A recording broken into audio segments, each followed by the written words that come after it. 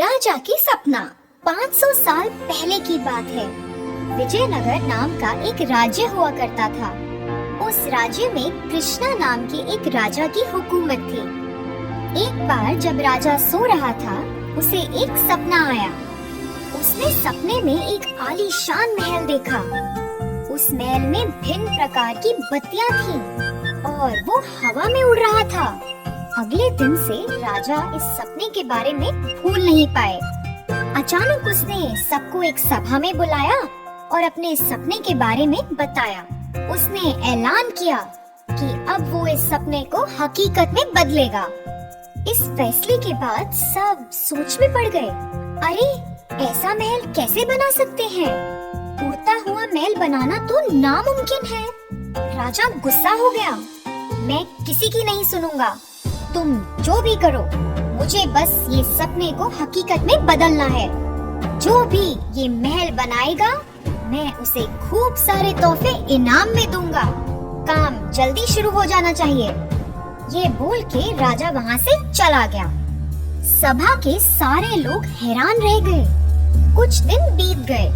राजा उस सपने के बारे में अभी तक नहीं भूल पाया। इसी दौरान राजा के महल में एक आदमी आया।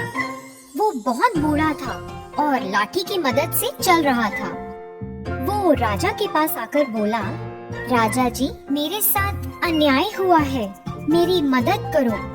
राजा बोले, मुझे बताओ क्या हुआ, मैं तुम्हें न्याय दिलाऊंगा। राजा ने भरोसा दिलाया। राजा जी, मेरे पास 100 सोने के सिक्के थे। चोर उन्हें मेरी अनुपस्थिति में लूट कर ले गया। मुझे मालूम है कि ये किसने किया है। आप उससे बात करो और मेरे सिक्के मुझे वापस दिलाओ। बूढ़े आदमी ने कहा।